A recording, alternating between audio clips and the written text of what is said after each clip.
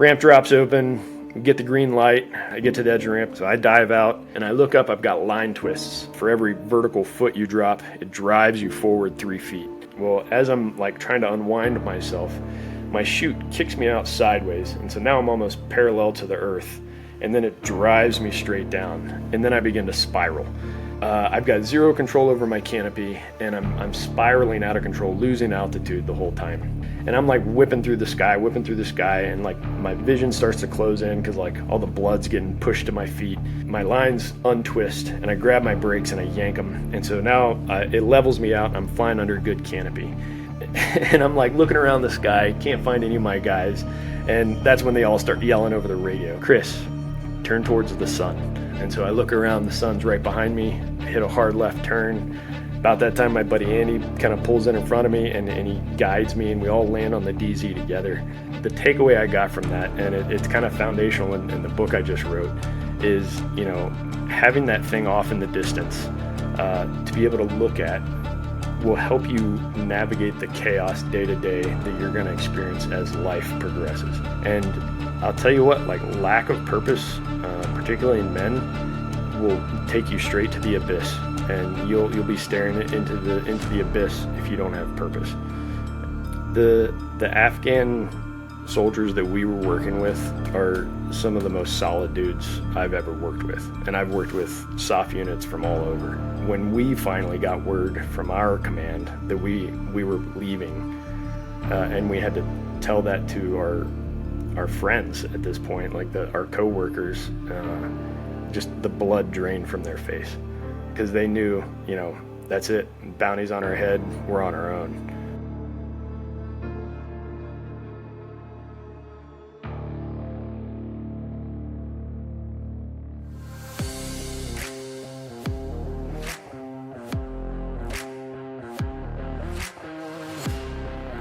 Welcome back to the Present Fathers Podcast. Our guest today is Chris Lee. Chris, welcome, man. Excited to have you on. How are you?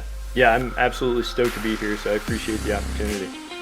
Yeah, so we know each other through The Forge with Nick Lavery. We're both subject matter experts there, so it's awesome to get you on and let you share your story. And so to the guys listening into this episode, pay attention. Chris is a high caliber man. He's got a lot of value to add. And Chris, I'm pumped to get your story. So why don't we start with just first introduce yourself to the audience, who you are, tell us a little bit about your family, and then we'll dive into your story. Yeah. My name's Chris Lee. I currently reside in Colorado Springs, Colorado. Spent 10 years in the Army, loved most of it, but decided to get out in 2022 and kind of do my own thing. I still had a desire to serve others, and so I wanted to kind of do that on my own terms, and I found that through life and mindset coaching for professionals, and a lot of my clients are actually veterans, so it's been cool to kind of give back to that community as well, and that's what I do full time now. That's awesome. Married, kids? Yeah, I've got 2 daughters. My oldest, she just turned 18 like a few days ago. So, man. So that's weird.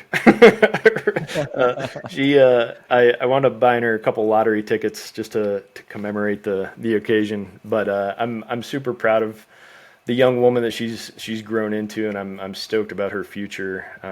My youngest daughter, she's 10. She's a chip off the old block, as they say, which makes for interesting discussions because she can often counter some of my arguments as to why she should, put the dishes away or clean her room, and now I have to think through like, all right, what's my next argument going to be? But they keep me on my toes for sure, and I love every minute of it. So. Awesome. Yeah. So my daughter just turned 9, so I know what it's like having a roughly about 10-year-old daughter in the house, challenging right. What you're saying and wanting to interrupt everything you're doing. Good times. So let's go back a little bit, because prior to becoming a Green Beret and joining the Army, you had done a lot of other stuff first. So why don't you walk us through that? Yeah. And we'll go from there. So after graduating high school, I wanted to become a youth pastor. So I went to a little Christian college in Quincy, Massachusetts called Eastern Nazarene College. And I studied religion there, and I was super stoked about that path. Senior year, ran out of money and couldn't finish my degree, so I came back home to Virginia and volunteered at a church with a very good friend of mine who was a youth pastor there. And so he and I just kind of tag teamed the youth group. And admittedly, we made a great team. And so eventually he stepped down. I started fulfilling his position. But I won't lie, like I was really good at just playing dodgeball with these kids. These middle schoolers would line up, and I would drill them right in the face with one of those old school rubber playground balls, and they loved Yes. every minute of it. So, but I had a great time. It was one of the best jobs that I had experienced. I did eventually step down because I wanted to come back to school and finish my degree. Those plans kind of got foiled, and so as I was looking around for other work, I landed at a fancy hotel in Virginia. It was kind of still local, so I still volunteered a great deal at the church.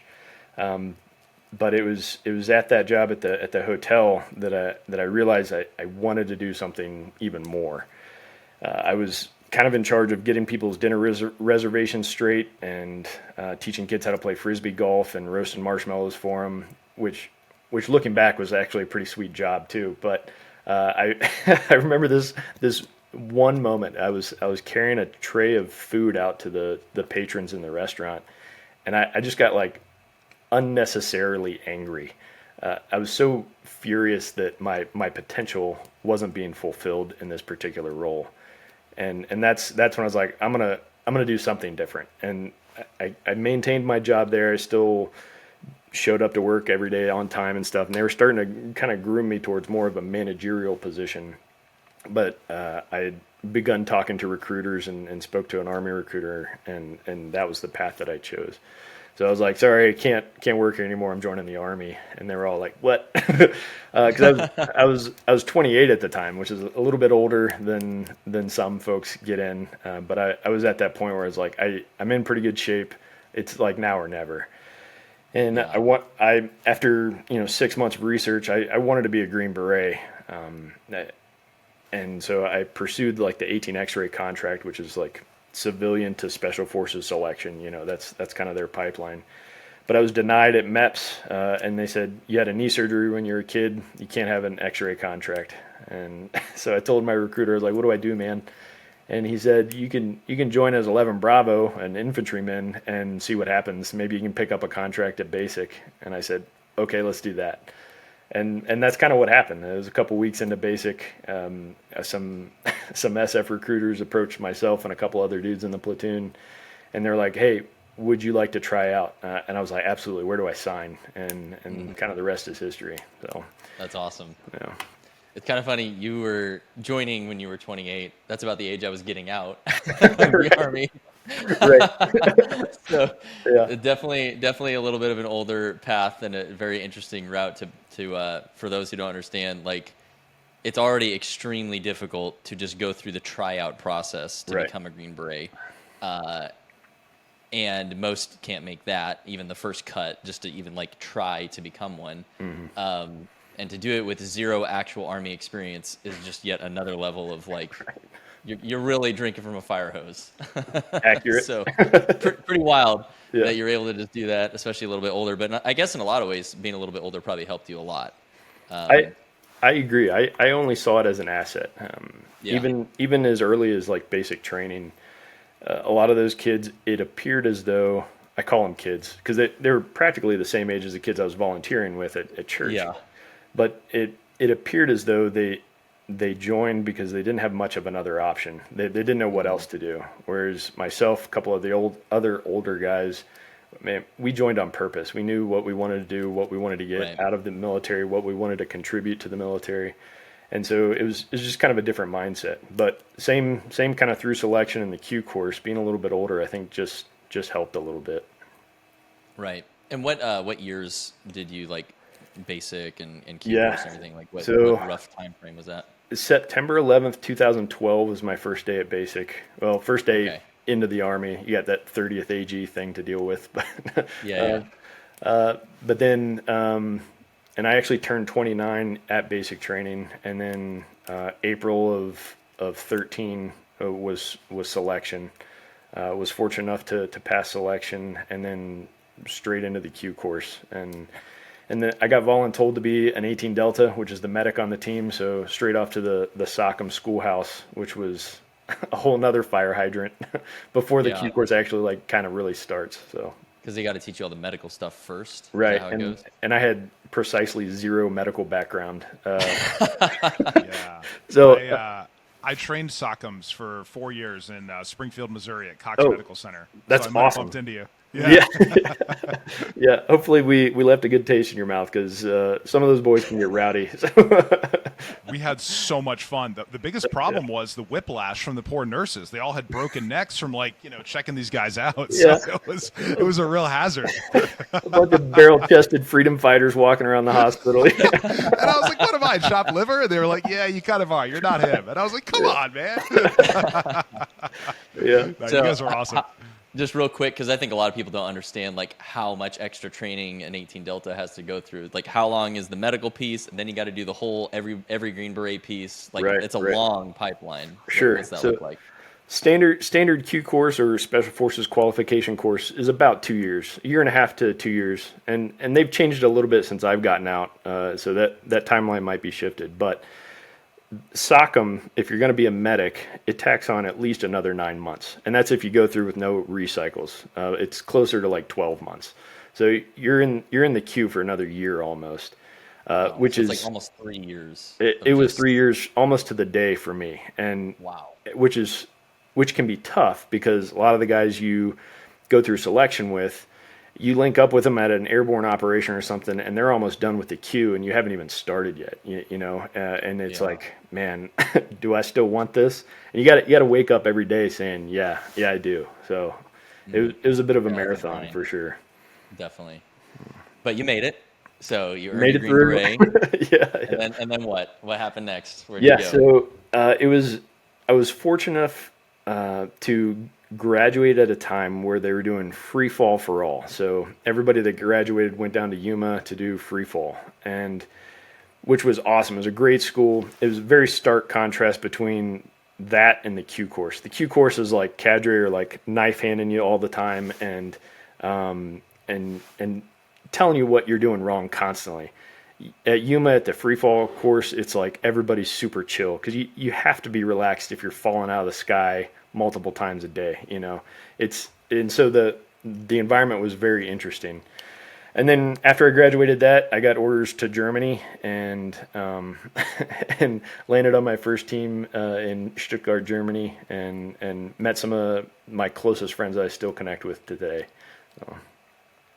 That's awesome. Yeah. And like you deployed, I assume, and tell us a little bit about like kind of Sure. a little bit of an older guy, like getting plugged in with the team, and we'll certainly get to like kind of the lessons learned in a bit. But I just want people to kind of understand your whole journey through the Yeah.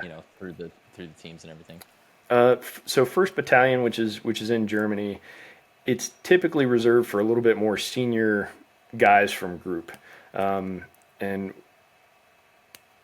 because they don't offer, I guess, what they call a green platoon over there, and so at Fort Carson here at where most of 10th Group is, they offer like a green platoon, so you learn how to do kind of Army stuff, operate vehicles, and etc. They didn't have that in Germany. So when I got there, I was just like drinking from a fire hydrant again, but from my teammates, which was great, because I think this helped me a little bit being a little bit older.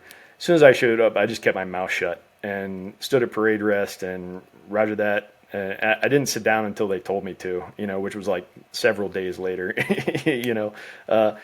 But our first trip together was, within a month of me being on the team. We went to Serbia to augment the Secret Service. It was Vice President Joe Biden at the time. He was giving a speech there, and so that was just a cool first trip for a brand new guy to like hang out with the team and learn team dynamic, kind of who the players were, so to speak, and also like really kind of bond with them, because that's what team life is. Like you have to know you can trust the people on your left and right, and so those trips are kind of what that entails. And then we got back from that. That was a pretty quick trip, maybe like a week or so, and then maybe a month later, we went to Denmark for 6 weeks, and which was another great trip because again we were working with Danish Tier 1, so they're Jaegers, and their National Guard as well. The National Guard guys were awesome. They were just eating up everything we were training them with. Did a lot of fast roping out of little birds and stuff like that, and that trip was great because that's where all the guys really started to gel together, and I felt like I was like becoming a teammate. I still kept my mouth shut when appropriate, but I felt more relaxed around them. And then it was January of 17. We did a 6-month tour in Estonia. And these, I mean, obviously these aren't combat trips, but these are, time away from home and trying to, because that's kind of a new thing too now, learning to be separated from family, and but then also like what work is like when you're on that more prolonged trip. So 6 months in Estonia was phenomenal. Again, great training with Estonian SOF, and then being with the guys too. That's where like a lot of those friendships really like solidified and hardened in stone. And it, like, for example, our captain at the time thought it would be a great idea to sign us up for Estonian SEER, so Estonian Survival, Evasion, Resistance, and Escape. Incidentally, Great. yeah, exactly. That's what we all said. But incidentally, he left that deployment before that exercise began, of course. The ultimate Blue Falcon. Nice. Yeah, exactly. So we had some choice words for him once we saw him again. But that trip was great because leading up until that exercise, we were just gym rats, like lifting twice a day. Our kitchen counter in our team house was nothing but protein powder and supplements and raw eggs and stuff like that. And then we go to SEER and we lose all the gains that we had just spent 5.5 months trying to build up. But that was a great exercise because I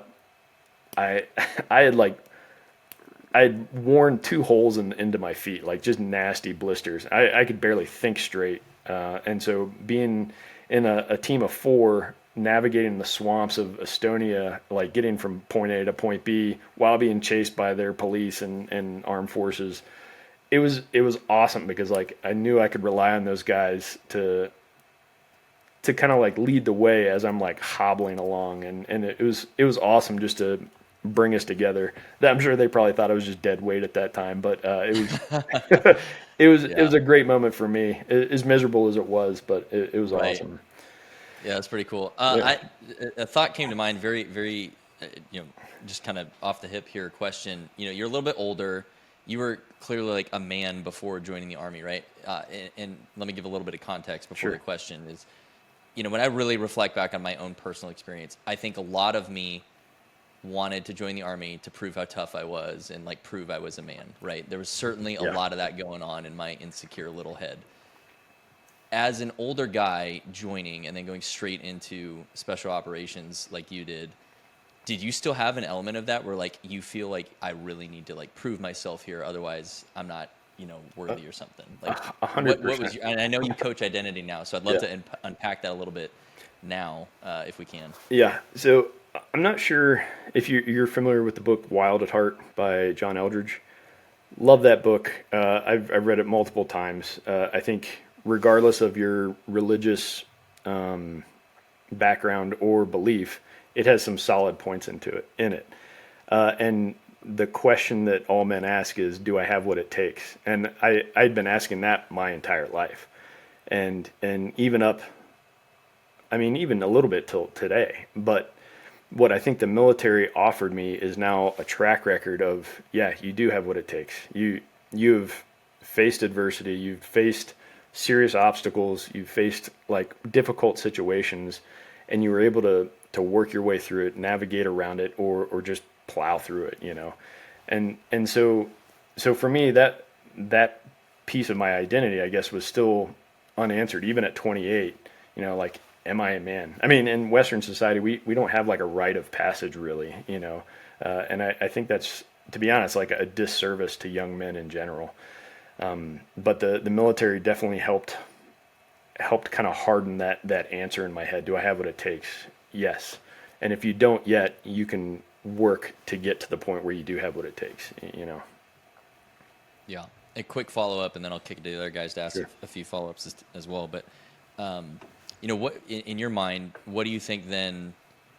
Like obviously percentage based, what less than 0.5% of Americans will ever be a Green Beret? Probably less than that, right? Right. Basically, no one is going to be a Green Beret. Yeah. So, what can like the average guy do to like answer that question for himself? Of, you know, am I enough, or do I have what it takes? That's a great question, and I think it.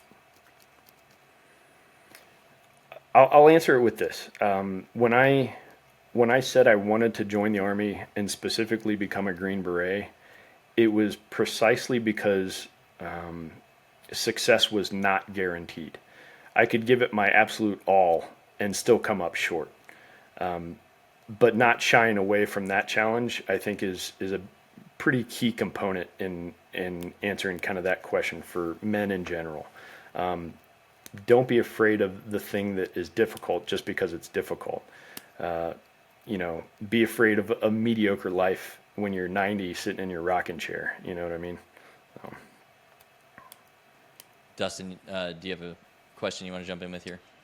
Yeah, I love that, because nothing is as scary as looking back on your life and being disappointed and saying, I Right. could have done so much more, and I was scared to do Yeah. it. So, yeah, nothing is as scary as a wasted life. Yeah.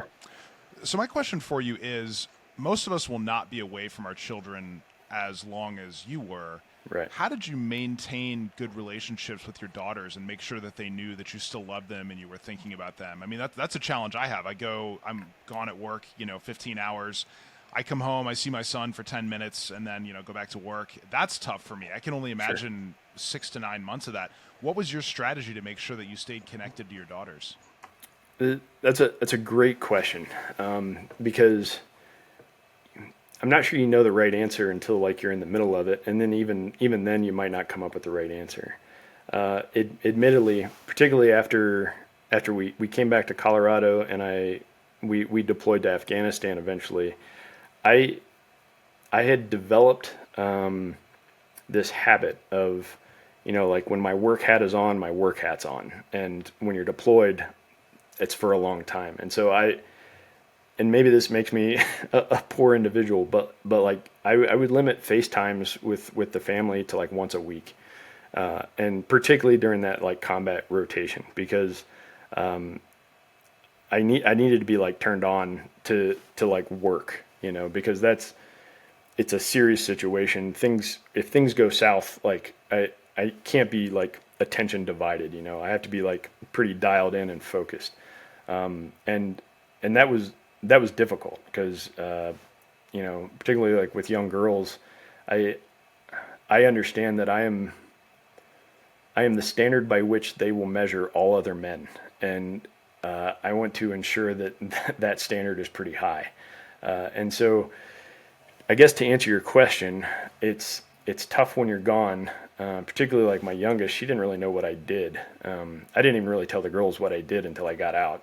But I would say I'm going on a business trip, but like when I'm home, I'm better be home. I better not be like distracted and like on the phone, like wasting time. And I still catch myself doing it. Like, don't think I'm perfect, but I don't think there's such a thing as balance, but I do believe in harmony.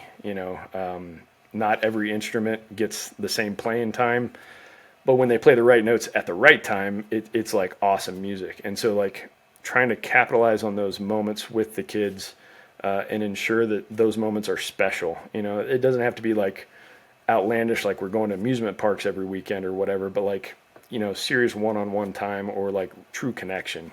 That was kind of my focus when I was home. Yeah, no, that makes sense. It's, a couple hours of quality time is so much better than 10 hours of junk time, that if you really focus and make sure it's well spent, that's great. So Agreed. Awesome. I like that. Thank you. So it's clear that you had a lot of experiences that you wanted to achieve certain things, and you wanted to live up to certain expectations for yourself. But I feel like experiences sometimes teach us like these epiphanatic things that we carry with us for the rest of our lives. So as a Green Beret, as a medic, as all these things that you had to go through and to struggle with, what were some of the key lessons that you learned from your time in the military that you still carry with you today? That's a great question. If it's all right, I'll tell a quick story. So, when I spent 3 years in Germany, and airborne operations over there are kind of tricky because the weather's crummy a lot of the time. And so, admittedly, I didn't do any free fall jumps for the 3 years I was in Germany. When I come back to Colorado and am assigned to a team at Fort Carson, luck would have it that I land on a free fall team. That's our specialty. And so, like 3 of the guys had actually been instructors down at Yuma. And so they have thousands and thousands of jumps, and they're just like super comfortable falling out of an airplane. And so one of our first trips together was we're going to go down to Yuma, do a requalification, make sure everybody's kind of spun up and shake the dust off a little bit. I was nervous because, again, I hadn't jumped free fall in 3 years. And so we get down there, it's Monday morning, and we're doing a Hollywood jump, so just our parachute, altimeter, radio and helmet. And we go out to the aircraft, get up to altitude, 12 to 14,000 feet. Ramp drops open. I'm in the middle of the stack because that's where, so they can keep an eye on me. And ramp drops open, get the green light. First couple guys exit. I get to the edge of the ramp, dive out, get on heading, check altimeter, pull ripcord. Everything goes perfect. I was like, sweet, shake that dust off. It's just like riding a bike. So as the week progresses, we just start adding more and more equipment to ourselves. Until Friday, we're doing a wall locker jump. Everything in our wall locker is now attached to us. I have a rucksack between my legs, rifle across my waist. I got an oxygen tank and the mask. I got a chest rig with GPS and bow compass. So we all waddle out to the aircraft and still middle of the stack. We get up to altitude, 12 to 14,000. Ramp drops open. We get the green light. First couple guys exit. I get to the edge of the ramp. I'm feeling pretty good at this point. I've had 0 issues the whole week. So I dive out, get on heading, check altimeter, pull ripcord, and I look up, I've got line twists. Not a huge deal. It's just like one of those things where it's like the lines from your harness to the canopy have just twisted. You just grab them, pull them apart, and that usually unwinds you. Well, the freefall parachutes are designed slightly different than typical airborne parachutes. They're designed more like a wing. So for every vertical foot you drop, it drives you forward 3 feet. And that's because they're more maneuverable that way, and you can actually fly to your destination. Well, as I'm trying to unwind myself, my chute kicks me out sideways, and so now I'm almost parallel to the earth, and then it drives me straight down, and then I begin to spiral. And so I've got 0 control over my canopy, and I'm spiraling out of control, losing altitude the whole time. Somebody intelligent would have just cut that parachute away and pulled their reserve. They would have been fine. I still felt like the new guy there, and so I was trying not to mess up, kinda, and I was just riding that wave, see what happens. And I'm whipping through the sky, and my vision starts to close in because all the blood's getting pushed to my feet. And finally, last second, my lines untwist, and I grab my brakes and I yank them, and so now it levels me out. I'm flying under good canopy, and now I'm okay, cool, but now I'm incredibly dizzy now because I just spiraled for about 7,000 feet. And I'm looking around the sky, can't find any of my guys, and that's when they all start yelling over the radio, Chris, turn around, you're going the wrong way, go left, no, your other left, Chris, check your GPS. So I check my GPS, it's just spinning in circles, and I'm just what do I do? And right about then, there's a break in the radio chatter. Matt, super senior guy on the team, he comes over the radio, is Chris, turn towards the sun.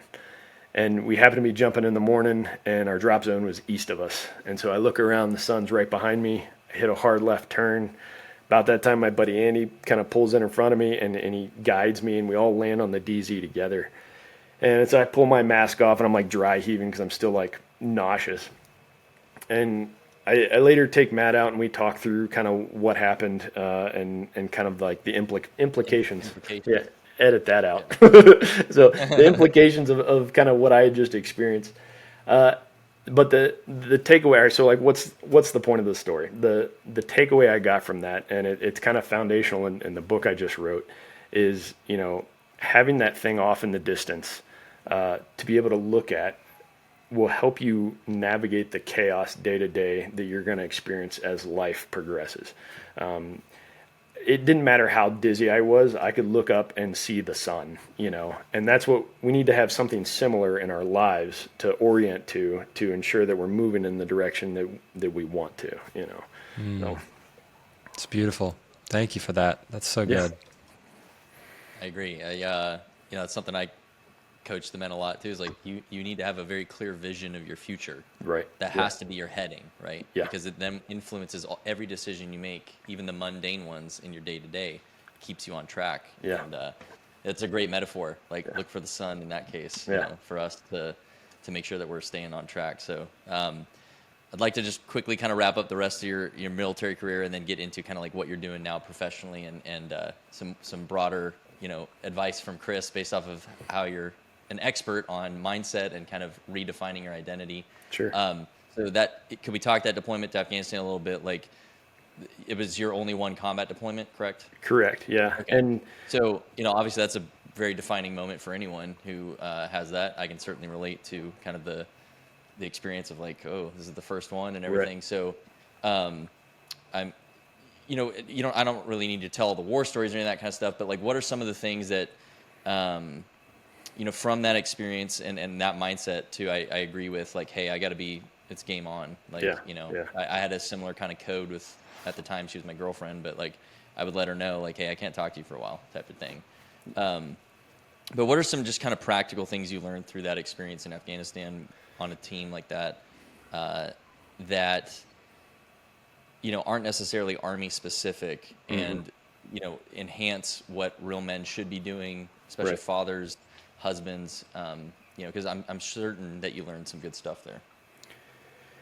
yeah, I think one of the things I took away from that is like, you know, rewind almost 10 years prior to that when I joined the Army, I had a pretty clear picture in my head of what I wanted to become, a Green Beret, war hero, etc. And that trip to Afghanistan, we were closing down Afghanistan. And so we weren't doing any of that anymore. We were essentially just like holding the base until we left the base, you know. And so I guess the lesson really came afterwards. Like when I got home, I was in like identity crisis mode, like really questioning like, what is my purpose then? What did I just spend a decade of my life doing? You know, knowing that I was going to get out of the Army, you know, within, you know, a year and a half, like that was going to be, that's my last trip. You know what I mean? Like, what was my purpose, you know? And I'll tell you what, like lack of purpose, particularly in men, will take you straight to the abyss, and you'll be staring into the abyss if you don't have purpose. And that's where I was. I fortunately didn't make a decision that I couldn't come back from, and was able to step away from that abyss, and I guess rediscover what my purpose is going to be. I still have a desire, like I mentioned earlier, to serve others. And so as I was beginning to exit the Army, I knew that investing myself into the lives of others was going to be a foundational part of my purpose. But losing identity, losing purpose, can be very detrimental. And if you see your buddies that are maybe teetering on that, bring them in close, like insulate, don't isolate, you know, like don't let them navigate that by themselves, because it can get pretty hairy, you know, if you're trying to do that by yourself. Yeah, definitely. Sorry, what year were you in Afghanistan then? Is it 21. Yeah. So, so you were there literally okay. yeah. Wow. I mean, I don't know. I don't really want to go like too far into the weeds on that, but you know, there's not a whole lot of people who were there for that. Is there anything just like, I guess in general, that you'd like people to know about kind of what you saw and heard that maybe isn't really getting talked about very much? The Afghan soldiers that we were working with are some of the most solid dudes I've ever worked with. And I've worked with soft units from all over, you know. They genuinely just want their country and to be free in their country, you know. And when we finally got word from our command that we were leaving, and we had to tell that to our friends at this point, like our coworkers, just the blood drained from their face because they knew, you know, that's it. Bounty's on our head. We're on our own. My captain, when we got back, he worked night and day to get a lot of those guys out, and most of them did get out. All of our interpreters, a lot of the dudes that we worked with specifically got out. So, but it was scary because our hands were kind of tied, you know, like as much as we wanted to contribute and we were there as an asset to contribute, that we weren't allowed to do much, you know, which was frustrating for sure. And I think that contributed a lot to my identity crisis, my lack of purpose. It's like, what am I doing, you know? So. Yeah, I can relate a little bit because, you know, I was regular Army, and even back in 2012, 13, our rules of engagement were severely restrictive. Yeah. And I was an artillery officer. Like, my job is to call in airstrikes and stuff. Right. Like the FSO. And we consistently got denied clearance to do our job. And, you know, like while our friends are getting shot at type of thing. And I remember having a very similar thought process of like, what the heck am I here for, man? I've devoted my entire adult life so far to be the best I can possibly be at this exact skill. Right. And yeah, that messes you up for sure. That was a hard one to wrestle with, but thanks for sharing that. I know it's not easy to talk about, and I think a lot of people don't really realize what was actually happening. Yeah. And it's kind of a defining moment of our generation, really. I mean, it's hard to wrestle with, period. I remember seeing videos of people hanging off of planes, you know, and just saying, what just happened? I mean, it was as shocking as 9/11 for many of us. Yeah. Okay, so you obviously struggled with your identity coming home from that, and I assume that played a huge role in like your decision to leave the Army. You know, what was that thought process? And I guess what would be any advice for anyone who is considering leaving the military that, you know, like I have a whole lot of that because I kind of did it, in my opinion, the wrong way. I certainly I would hope people have better paths than I did. But if we can just maybe hit on that real quick, and then I'd love to get to kind of like the book and what you're doing now. Yeah, admittedly, I'd made my decision to let my team sergeant know that, you know, I was gonna get out. And he and I had quite a few conversations, and then through our combat deployment, you know, he would try to offer me schools to stay in longer and stuff like that. And I'm like, I appreciate it, man. I think I'm going to get out. I think it's time for me. And he had me, we were doing a VTC with like group command. So it was like the group officer in charge and then sergeant major and stuff. I can't remember their names. But we were doing like a team VTC. It was super light and like everybody was laughing, cracking jokes. And then my team sergeant was like, hey, sir, if it's all right, I've got a couple guys that are going to ETS from the Army. If it's cool, I would like to have one of them share why. And I just had my head down. I was like, please don't call on me, you know. And he was like, Chris, do you mind sharing? And I was like, all right. And so this is for the 06, right? The Colonel. Yeah, correct. So Colonel, I think it was for those Colonel. who don't understand the structure, there's how many groups? 5, like the Army. Yeah, and then like National Guard and stuff. But Sure, okay, but at any given point, there's 7 group commanders in the entire Army for Green Berets. Right. So it's like pretty high up the food chain at this point. And I'm like a measly E6, you know, just a grunt knuckle dragger, you know. Right. But I had this very conversation with my team sergeant, and so I shared it with I think it was Colonel Rowan at the time, and you can edit that out if you need to. But I was like, all right, sir, this is my impression of the kind of people that stay in for 20 years. Group A, they absolutely love the job and desperately want to share their experience, their knowledge, their skill sets with the next generation of soldier. And they'll do whatever they can to better the capabilities of the next generation of soldier. Group B, they stay in for 20 because it's the safe answer. They understand that the military is a safety net. It provides a lot of structure and stability that life on the outside doesn't quite offer. And I personally found myself creeping into Group B, which is kind of like the exact opposite of why I joined the Army in the first place. You know, pursue something where success is not guaranteed. And if I was finding myself being on autopilot, or I could see myself starting to get on autopilot, and I'm like, nope, unacceptable. I got to cut ties. Anyway, the colonel did not appreciate what I had to say and said, well, if you guys are just going to be all negative for the whole meeting, we'll just cut it now, and hung up. So I was like, well, my bad.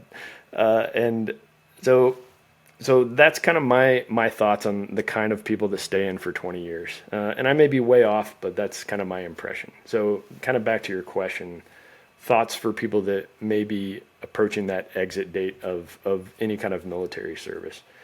It really helps to have a plan. If you go out and you're just trying to shoot from the hip and hoping things work out, it just adds a layer of stress to your life that isn't going to help anything else that's going on in your life. It's going to affect family and other relationships. It's going to be tough. So have a plan. All the classes that they provide for you as you're getting out, they're silly, but go to them, learn what you can, and then forget what is unnecessary, you know. But having a plan for sure, and then also be very diligent with maintaining some sort of tribe. I knew ahead of time that walking away from my community, my tribe, was going to be the most difficult part, and it absolutely was. And so as a result, I had to, because I can't hang out with those guys all the time. They're working, deployed, or moved elsewhere, you know. And so I had to just be very intentional with kind of not replacing, but filling that void with another community. And so one of my best friends, he lives in Virginia. And so we connect almost every day, whereas before we didn't. But it's now it's like mandatory, because that connection with people that you trust and you know you can call at 3 a.m. no matter what. It's important to have those people in your life. So maintain a tribe and have a plan when you get out, for sure.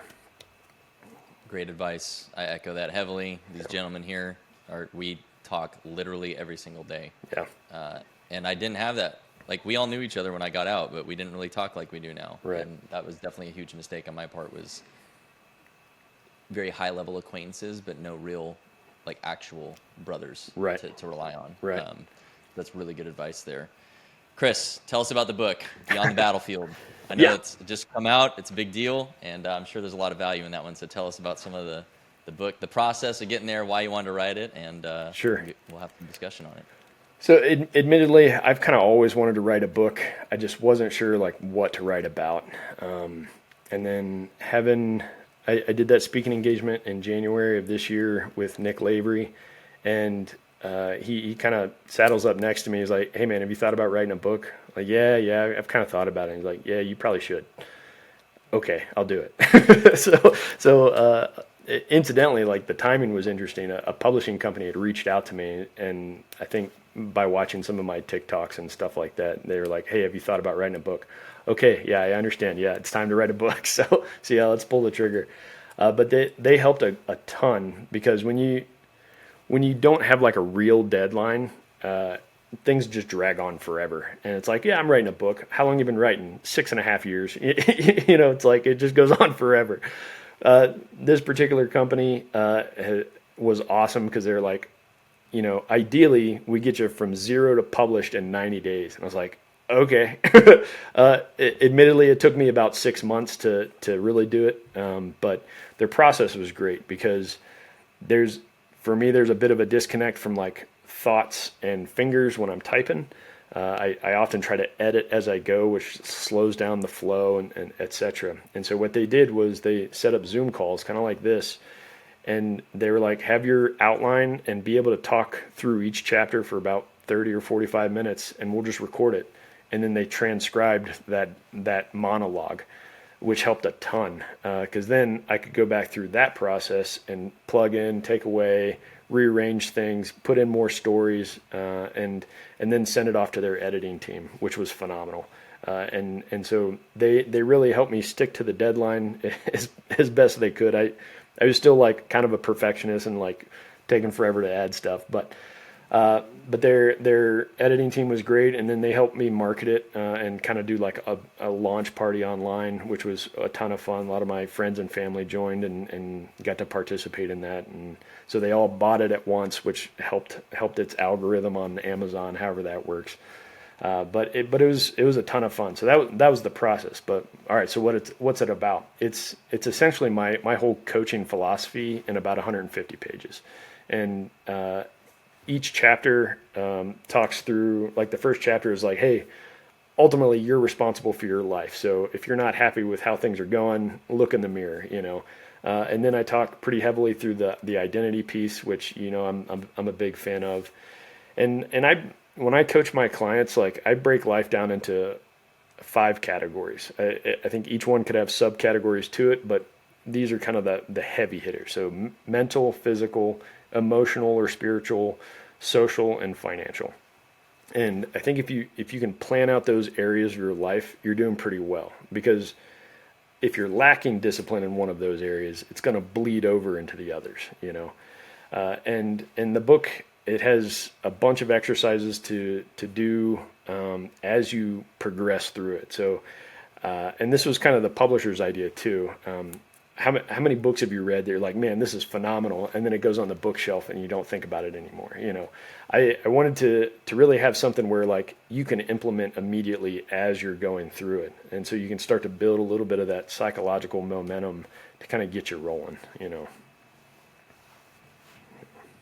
Well, Chris, congrats on your book. I can't wait to read it. That's really exciting. Thank you. Those pillars and bringing all that together is so important. You mentioned something earlier I wanted to double tap on. Sure. For a lot of men, the thought of guaranteed success sounds awesome, right? I win. What's wrong with that? Why is it so important to you to live a life where your success is not guaranteed? Because that's where adventure is, right? When you know that success is guaranteed, that's not an adventure. That's just like you're waiting for it to happen, whereas like if you don't know if you're going to make it, that's where the excitement is, and again, I'll reference Wild at Heart again. That's kind of deep in our DNA, I think, seeking out adventure. And it's not like we have a whole lot of frontier to discover anymore, and so you have to like be pretty intentional with finding what those adventures are going to be, and whether that's, that might be like becoming CEO or whatever, or a Green Beret. Like it might be something like that, but if you know you're going to make it, then it's, where's the excitement really, Yeah, I remember. So Brandon and I got to see Jordan Peterson speak in person a few months ago. Oh, cool. And that was one of the best parts of his talk. Was he said that God's promise to Abraham was adventure, and that really struck a chord, because I don't think of God offering adventure to men, but he absolutely does. And so that's such a key element. So it's really interesting you mentioned that as such an important part of a purpose and a mission for you. So that's really cool. Awesome.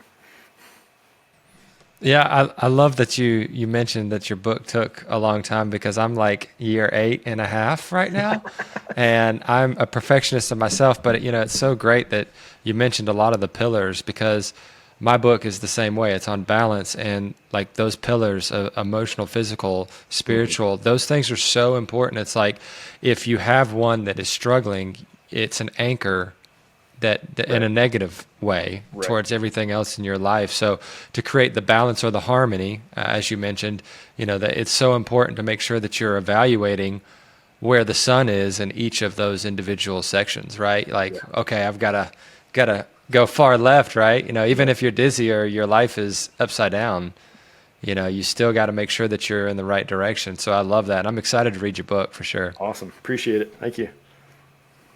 Chris, what's the Like, what's the biggest takeaway you think for the reader from it? Like, they're going to read it, and then like, what do they gain? I think it's maybe twofold. First, and this I would say needs to be reminded often nowadays, is you are entirely responsible for the outcome of your life.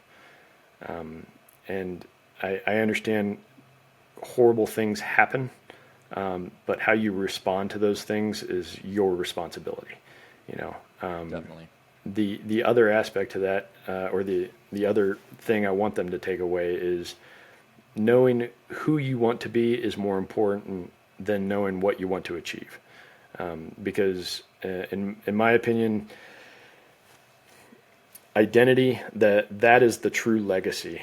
You know, like the kind of person you are and become is what is going to be remembered, not the cars you drove or the houses you bought or businesses you owned. It's like the kind of person you are. So that's what I want people to take away from it. I love that, man. And you know, how do you work with your coaching clients, right? How do you teach identity? How do you said a lot of them are veterans, so you know, what does that process look like? Yeah, our first session together is essentially, okay, picture your life 5 years from now and everything is perfect in those 5 areas that I've mentioned before. And sometimes that's difficult, particularly with veterans. They have trouble picturing perfection, right? But I really kind of drive this point home, like, hey, unleash yourself, like really dig into your imagination, picture it as perfect. Now, based on that person of yourself that you see, create present tense I am statements that reflect that future you. And now say those statements to yourself every single day. And there's place in the book for you to write those down, and you can read those over and over again. I'm a firm believer that planting the correct seeds in your subconscious is what's going to help you see the opportunities laid ahead of you. You know, if you're planting weeds, that's what you're going to see and be overwhelmed by, you know. But if you are planting opportunity and clear direction, that's what's going to unfold. Yeah, I talk on that a lot actually next week in the Forge. That's my Cool. live event. Yeah. It's on a lot of exactly that. And it's the concept that everything is mind control. Yeah. And I think when we hear mind control, we instantly assume it's like, oh, propaganda, you know, or something like Right. that. Okay, sure, that's one form. But there's also positive mind control. Like, Right. you know, I'm at a point in my life now where I'm constantly reading, because I have men like Brandon who challenge me and men like you who challenge me. I'm constantly reading new things. I'm listening to podcasts like this or other podcasts that are challenging my ways of thinking or forcing me to think about, you know, challenging topics in my life. And so everything that's going in is growth focused, or it's how to be better at something, right? I just don't waste any time anymore on anything negative. And it's amazing how much that really influences your day to day. Right. Right. Like, I honestly think a lot of the success I'm experiencing has nothing to do with like how much of a man I am or any of that kind of stuff. It's literally just because I essentially mind control myself very effectively to just be looking for positive outcomes everywhere I go. Absolutely. And not being afraid to root out dysfunction wherever I see it, you know. And it's a lot, when you get in that habit, it's really easy to fix things when they're small consistently, as opposed to waiting for these big, you know, massive rocks that you have to try and push, right? So I love that concept so much of, you know, planting the right seeds in your mind consistently, because I think that's, most men today aren't even paying attention to that. And so it's just whatever the world has given them, and we wonder why we're so depressed and stressed and anxious and all that kind of stuff. I agree. Yeah, absolutely. All right, I think Brandon's got a fatherhood related question for you next. All right. Yeah, so let's pause for a sec. Sorry, my daughter just came in. Give me 1 second here. I apologize, guys. Got a lot of extra editing to do on this one. 7 hours later, we'll get it done.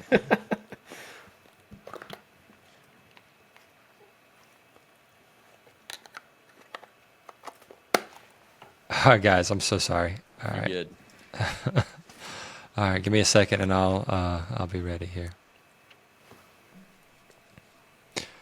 Okay, yeah. So let's move to the fatherhood based questions here.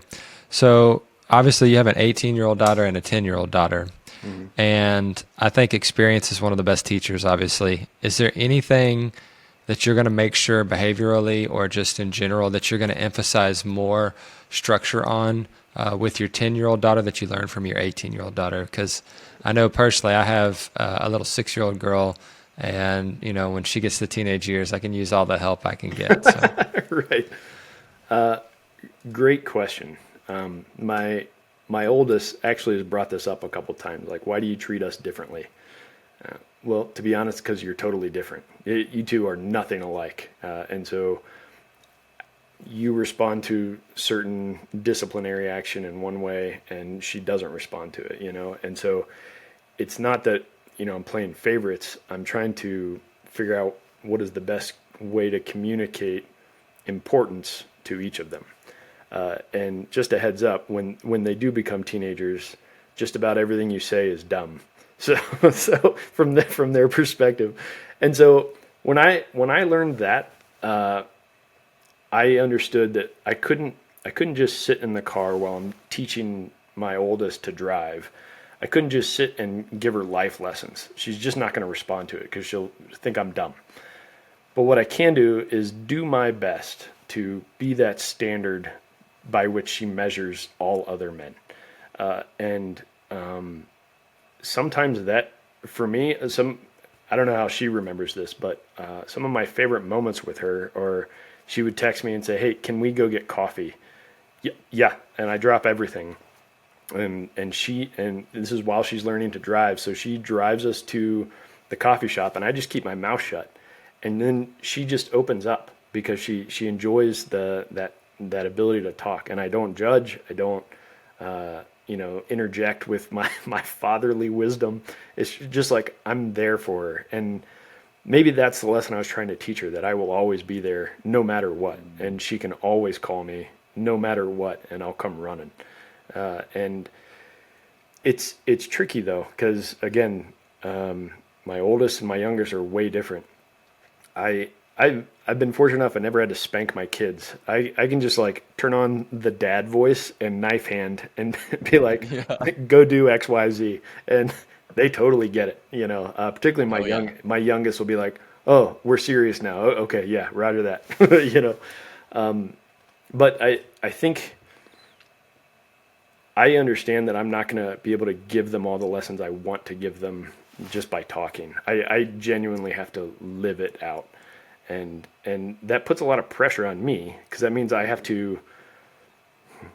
that makes me want to excel at everything, because I want to be physically fit, because that's important. And I want to show them that it's important.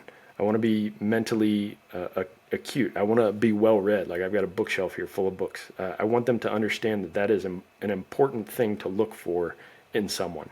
I want to be emotionally intelligent. I want to be able to observe my emotions as they happen, but not respond because of my emotions. And I can and I'm not perfect at that by any means, but being able to feel the emotions but not react immediately because of them is huge. And I want to be able to model that for them, and the kind of relationships I have with my friends, I want them to see that good people are important to have in your life. If you're surrounded by losers, you're gonna be one, and so surround yourself with high quality people, and so it's almost become an exercise in me just pursuing excellence in all things, because I want them to see that, and I want them to seek that out when they look for future partners or even friends to hang out with, I love it, man. That's good. I wanted to tap on adventure real quick, but from the perspective of fatherhood, right? Obviously, as men, we need that sense of adventure. I think it's ingrained in us. I do agree with John Eldridge. Yeah. I think it's undeniable. But I think where men get a lot of this wrong, too, is we kind of just let it go away when it comes to our family. Right. And especially, like, in the context of marriage, too, right? Like, the point is, it's not to get the girl, it's to bring her on the journey with you. Exactly. Right? But same thing with your daughters, right? So if we're going to set that standard for daughters to what to expect in men, you know, we need to cultivate that kind of sense of adventure together and like being on the journey together. So what are some of the ways that you've done that very well, and maybe some recommendations for dads to like just be creative with it and engage in doing those little, like the I trips to trained the coffee Sockums shop, right? for It's a 4 small years little in adventure, Springfield, but you're, Missouri at you're Cox Medical dedicating your Center. time with her. So what I are might some have of those bumped into things you. that you like to do?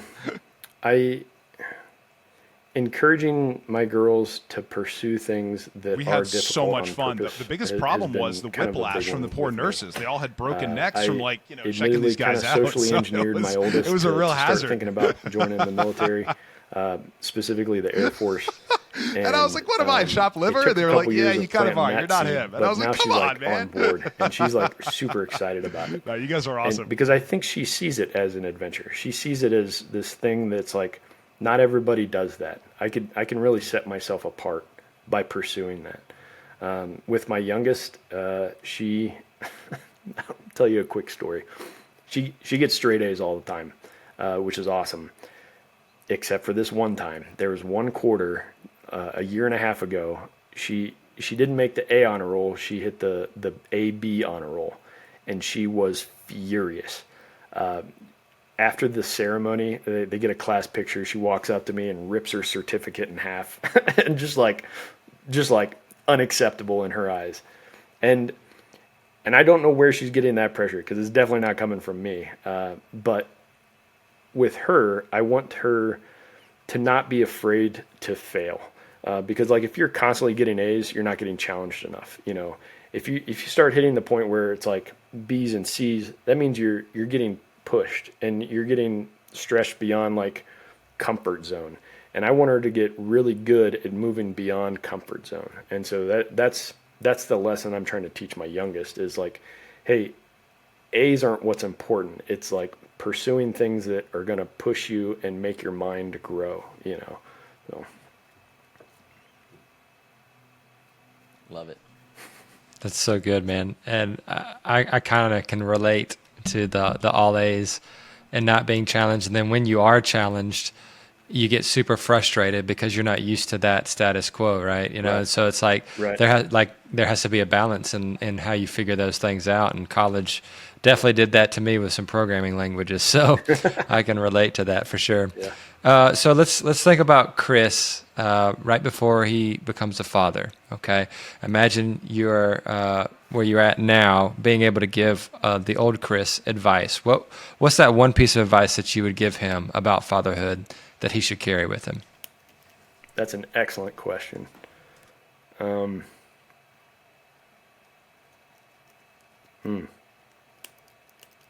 Dude, they grow up fast, so cherish the time you do have. You know, don't waste it. You know, scrolling your phone while your kids are playing. You know, because you're gonna blink and they're gonna be 18, and they don't want to hang out with you as much. You know, so that would be probably my biggest piece is like cherish every moment, take as many pictures as you can, be silly often, and let the house be filled with like joy and laughter and good times. Let it be a place of like peace that they can come and find refuge in. You know, that's super important. So I think that would be the piece of advice I'd give. Yeah, man, that's a good one. It's kind of just to slow down, right? I think Yeah. we're always so focused on like efficiency and getting Right. it done, and that stuff's not going to matter in the long run. Exactly. It just won't. You know? Exactly. So, yeah, that's a good one. All right, final fatherhood question. We ask every father this one is just when someone says, "What's your like favorite thing about being a dad?" What's a real core memory that like sticks out? Some story about your kids that you just love to share. Yeah, with my oldest, she used to love to swim, and so when she was really young, I would have her hold on to my back, and then we would both dive underwater at the same time, and I would swim as far as I could on a breath until I felt her let go, and we would come up just laughing because it was like, you know, half a length of a pool, and she was like just holding on and like getting water in her face and stuff. So that one was tons of fun. And then with Athena, my youngest, I think it's lately it's been it's been bike riding. She's had her training wheels a little bit longer than I had hoped, but we were taking a lap around the block maybe a couple months ago, and one of the training wheels literally just wore off. Like she'd worn it so much that it just fell off, and so now she's like kind of riding a bike and kind of using the other one, and I'm just cheering her on the whole way. I'm like just stoked because she's like almost riding a bike, and she's like, I don't know what to do. I'm like, just keep doing what you always do. Just don't steer into traffic. And that was a funny moment because we were just laughing the whole way home because she was on one training wheel, but mostly riding a bike. So that was fun. It's funny how like those little silly things just really pop out. But I love that one, man. Chris, where's the best place for people to find you? How can we support you, get engaged with you, and if they're looking for your coaching services, what does that look like? How do you can check me out. You can check me out on TikTok or Instagram. My handle is coach_Chris.Lee. Shoot me a DM. I'd love to hang out with you. Or you can check out my book on Amazon. It's Beyond the Battlefield. And there's QR codes you can scan in there if you want to book a call with me. I'd love to hear from you. So, yeah, I'd love to hang out with anybody that wants to. I love it, man. What's you got any big things up on the horizon for you? Let's see. I'm gonna go get my motorcycle battery replaced. I've got a Yamaha R6, and I've not been able to ride it because the battery's been dead. So probably this weekend I'm going to get the battery fixed and take it for a spin because it's been a while. Nice. So. Good deal. Yeah. Any closing thoughts for the audience? To be honest, I just appreciate the opportunity to hang out with you guys and have good discussion. Again, it's the people you surround yourself with are absolutely vital in the trajectory of your life. So I'm honored to be here and to be able to chat with you guys. So thanks so much for the invite. It means a lot. Yeah, man. We are honored to have you, man. Yeah. It was an honor to have you on. Appreciate you so much sharing your story and your wisdom with us. And guys, go check him out. Chris is one heck of a guy. Definitely can help you with your identity and mindset. Look it up and get the book Beyond the Battlefield. And with that, dads, let's get climbing that mountain of fatherhood. We will see you in the next episode. There's that knife hand. Thanks for watching this episode of the podcast. If you're on YouTube, drop a subscription to us. And if you are listening on Apple or Spotify, please leave us a review. It helps greatly. If you are also ready to level up as a man, check out Elite Sentinel Coaching, our program designed specifically for men, where we forge men into leaders. We turn cowards into kings, weaklings into warriors. Become the hero in your story. Join us today.